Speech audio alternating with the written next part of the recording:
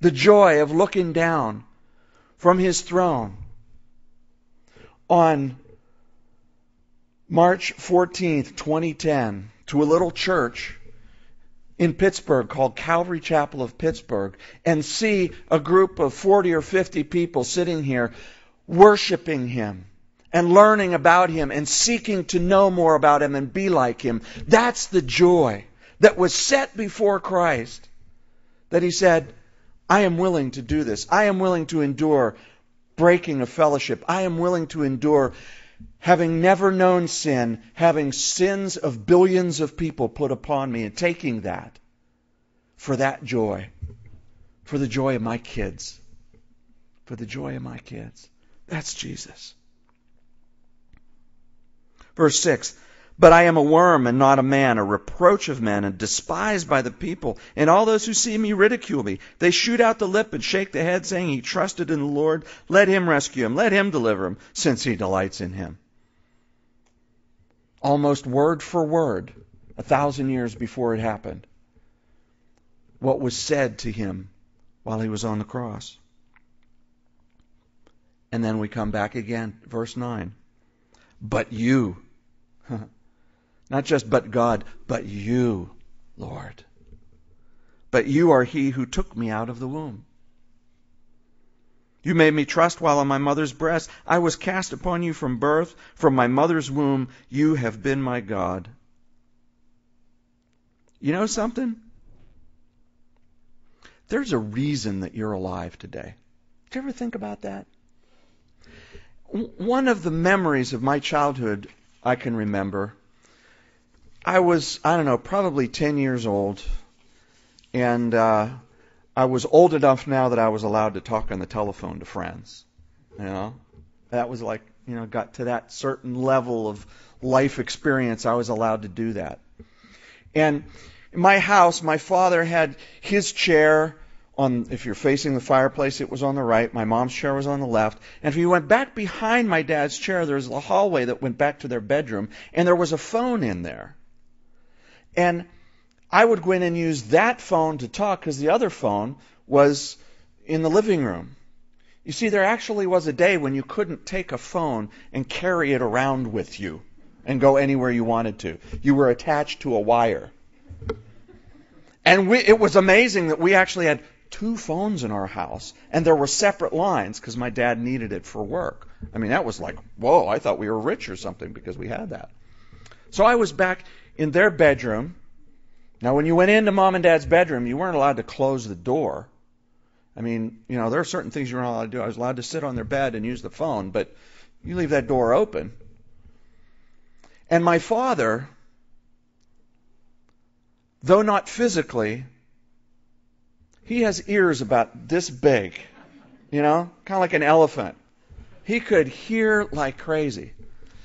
And he purposely listened to things, which I figured out later but didn't know at that point in time. So the door was open and I'm talking. And at 10 years old, for some reason, something happened that I got this realization of, they call it self-actualization or whatever. Just like I'm a person, I'm an individual person, and there's this big, huge universe. And I believed in God as a kid. I was raised in a Christian home and went to a Roman Catholic school and learned about God and believed that there was a God and so forth. Never didn't believe there was a God. And I just suddenly got that, whoa! And I was talking to my friend, and I'm going, this is just so big and just so, I don't understand this.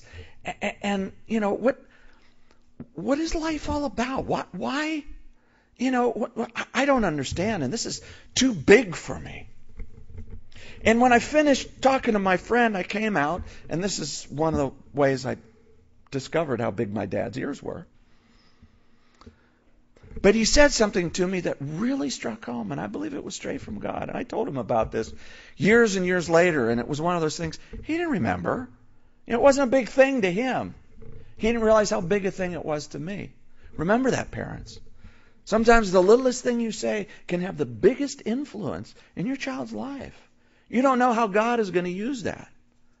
And he said to me, son, and my dad was not a real religious, heavy religious person. And he said to me, son, you should think about, why did God put you on this earth? Oh, wow.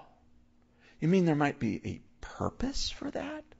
That thought had never entered my mind. I was just in the big, I'm one little piece of sand on the seashore. I'm one group of cells in this giant universe. And all of a sudden he brought it back to, but God. But God. Why did God put you on this earth? And I say the same thing to you. You were put on this earth for a reason. You're not an accident. It isn't just that, okay, evolution came to this point and the genes from your mom and the genes from your dad and they stripped apart and they came back together and boom, we got you. A little bit of your dad, a little bit of your mom, a little bit of you, all rolled into one, and let's see how that goes. No, you're here for a reason. And that's what David says here. He says, You are the one who took me out of the womb. You are the one. Your father and your mother were the physical means whereby you came to be born. But God is the one who gives life. God is the one. There's a reason you're here. And as we've been studying in the book of Ephesians, there's some things God has appointed for you to do in your life too. Ephesians chapter 2, verse 10. For we are His workmanship, created in Christ Jesus for good works, which He appointed beforehand, before you were even born, that you should walk in them. And this journey of faith is trying to figure out, okay, which one's God? Where is it? Which path? And that's the fellowship and the listening and the communion with God.